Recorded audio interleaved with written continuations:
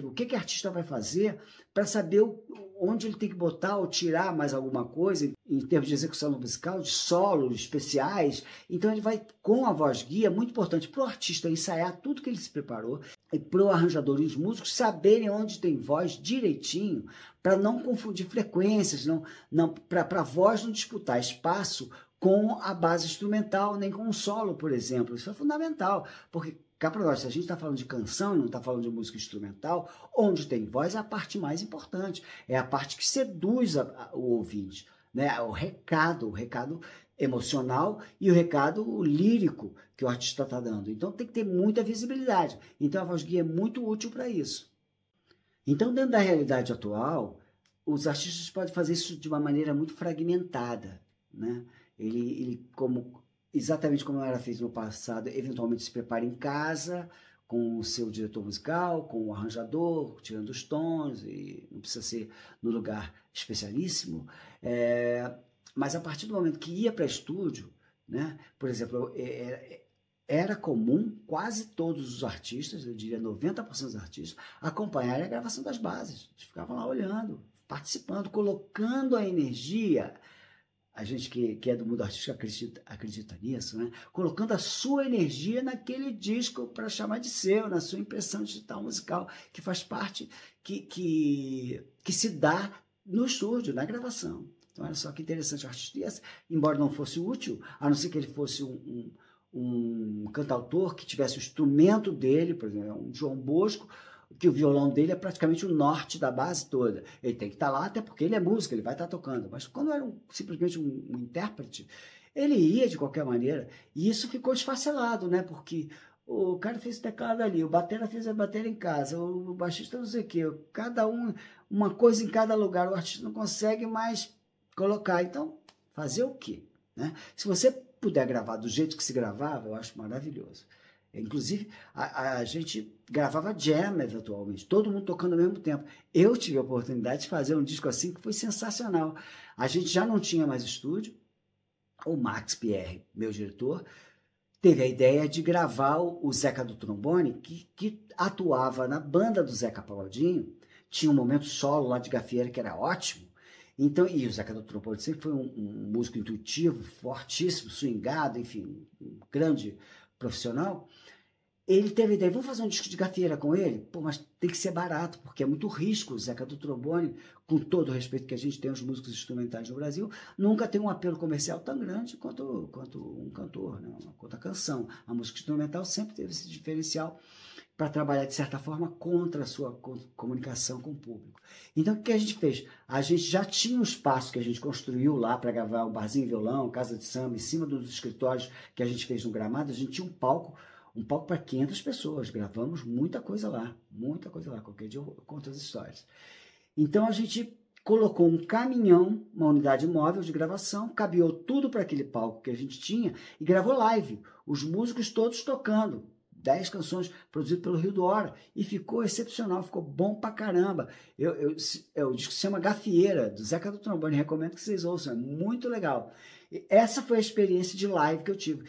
E deu para sentir quanto muda a energia. Eu me transportei lá para os anos 60, quando os Beatles gravavam em jam. É realmente uma energia. Tem que fazer sempre todo disco em live jams? Não precisa. Mas se você puder um dia fazer isso, talvez seja uma boa experiência, que dá um bom resultado. Mas vindo Back to the Future, né, você vindo para os tempos atuais, cada vez fica mais difícil fazer esse tipo de coisa. Embora gravar todo mundo junto, ensaiar fora, gravar todo mundo junto no estúdio grande de gravação, é muito mais barato do que fazer do jeito anterior, que era pegar o músico de cada lugar, botá-los junto com o arranjador, isso demora muito mais tempo. Então, assim, qual seria o momento inestimável, sacrossanto para o artista? A colocação de voz. A colocação de voz é super importante, olha só. No estúdio, gente, o técnico indispensável, o produtor, nem precisa mais do arranjador, tá? A não ser que o arranjador seja da tua banda, seja o teu diretor musical, e você confia muito também nas opiniões, isso seria natural. E você, e mais ninguém. É um momento muito íntimo. Inclusive tem a lenda, eu não posso comprovar, embora tenha sido gerente artístico de 2 ou 3 discos da Simone, eu não posso comprovar, mas diziam que ela colocava a voz nua. Você pode fazer a voz do jeito que você bem entender. Por outro lado, a Elis Regina colocava a voz na técnica, do lado técnico, assim, com o microfone na mão. Quase 100% das vozes que a gente ouve da Elis Regina, ela sentada cantando do lado técnico. Acredita nisso? Não tinha aquela frescura de, um momento. Não, cada um com a sua maneira, nada está certo, nada está errado. Mas o ritual é de cada um. Mas, de qualquer maneira, é um momento sacrossanto. Mesmo aquele momento da Elis que ela estava lá, ela estava mega concentrada. E aí Simone também e outros artistas da MPB, os grandes vozes, nem Mato Grosso, e cada um tinha o seu jeito de colocar voz. Normalmente é numa casinha separada, o artista fica eventualmente com a letra da música. O ideal, claro, é que na preparação ele já tenha a letra, não tem que ficar, pelo amor de Deus, nem pensar de reaprender melodia em estúdio, pelo amor de Deus. Melodia e letra, tudo na cabeça, todas as gags, todas as ideias, todos os insights, todos os cacos que você vai falar, tem que estar debaixo do dedo, para você não dar trabalho para você próprio, não é só pela quantidade de horas de estudo que você vai comer por causa disso. Não, é para você estar bem, você estar segura ou seguro. Você tem que estar num momento em que ali a voz, conforme eu falei, é sacrossanta. Então, muita concentração. Colocou voz, seja no single, seja nas 4 músicas do EP, seja no álbum de 10 ou 12 faixas, colocou a voz, sai fora. Olha só, e também não se mete. Claro que o artista, com o tempo, por exemplo, ele começa a aprender que microfone tal é melhor para a voz dele. Ok, porque ele aprendeu com um técnico que aquele microfone dá um resultado melhor. O Caetano, por exemplo, não tem tanta exigência, mas ele tem mais exigência para o microfone de captação do violão dele. Ele prefere com determinado microfone. E, claro, anos e décadas gravando com o mesmo técnico ou com os mesmos técnicos, os técnicos sabem qual é o microfone de voz. E você não tem que se meter muito nisso, não. A não ser que você tenha uma expertise gigante e artista novo não tem. Então, deixa o técnico decidir qual é o microfone. Deixa o técnico decidir a equalização da tua voz. Claro, você vai para o estúdio e ouve, se você gosta, tá? Não estou dizendo que você... Não vou nem me meter. Não, vai lá, vê se tua voz está o natural, está o teu natural, o jeito que você quer. Mas você não vai ficar lá mexendo em botão, pelo amor de Deus, não paga esse mico, deixa o técnico trabalhar. O cara estudou, o cara tem experiência, então deixa ele trabalhar. Isso perpassa para a parte de mixagem. Eu não recomendo que a artista vá para mixagem. Além de ser chato pra cacete, a maioria dos técnicos usa uma frase de efeito que é muito legal, fala assim, mixagem você não acaba, você desiste dela. Porque você não acaba, se você quiser, você fica mixando até morrer. Os produtores do Roberto Carlos que eu digo. Então essa mixagem não tem que ter envolvido o artista para descansar inclusive o ouvido. Para quê? Para quando a mixagem chegar na tua mão, você conseguir ouvir de uma maneira isenta. Você não teve dos ninguém tecnológicos lá, você não sabe dos problemas eventualmente que foram sanados pelo produtor e pelo técnico relativos à gravação. Você só sabe do resultado. A gente, eu e Max fazíamos muito isso. A gente fazia assim, a voz na hora da mixagem, com menos 1 dB, voz normal, voz com mais 1 dB, eventualmente até voz com mais 2 decibéis, né, de volume. A gente está falando do volume da voz dentro da base. A gente fazia muito isso para ter opção. Quando a gente ia para masterização, isso só nós fazíamos. O Ricardo Garcia, nosso grande, maravilhoso, eu adoro o Ricardo Garcia, puta profissional. Eles faziam edições, às vezes, porque o artista às vezes fazia uma performance e tinha uma nota muito grave, né?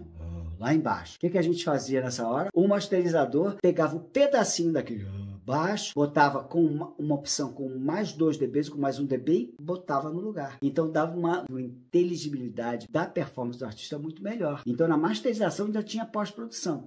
Mas o artista tem que se preocupar em escutar com o ouvido virgem. E em 2 ocasiões. A primeira é no estúdio. E o artista também tem que ter em casa, tem que ter uma maneira de ouvir aquela mixagem num dispositivo que ele esteja acostumado, para justamente ele sentir. Bota, por exemplo, hipoteticamente, uma fita do ano passado, um CD do ano passado que tem as mixagens dele, ou, quem sabe até, ouve um CD industrializado, vê a proporção, e bota aquilo, começa a ouvir dentro do ambiente que ele está acostumado para fazer o contraponto com o estúdio. E sim, fala assim, tô achando que essa guitarra está um pouco alta. Coloca as coisas que você acha que estão te incomodando, o disco é teu, pô, pelo amor de Deus. Agora não vai ficar na mixagem do lado do técnico, não, não paga esse mico, deixa as pessoas trabalhar. Quando voltar ao mixado, você ouve no estúdio, depois ouve em casa. casa e aprova. Gostei, vamos seguir em frente. A masterização, esquece, nem chega perto. Recebe lá uma cópia do álbum, do teu EP, do teu single masterizado e tá ok, e segue em frente. E aí você, dentro do possível, hoje, você tentou participar de todas as fases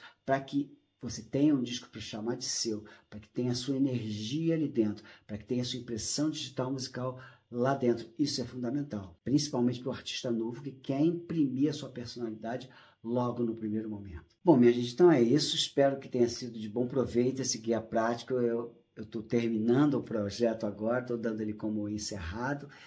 Graças à SPA, ao Fundo Cultural da SPA, Sociedade Portuguesa de Autores, é que eu pude me dedicar tempo da minha vida para colocar minha experiência aqui, que não é absoluta, é totalmente discutível, mas é a minha experiência. Eu só posso doar a minha experiência na experiência de outros.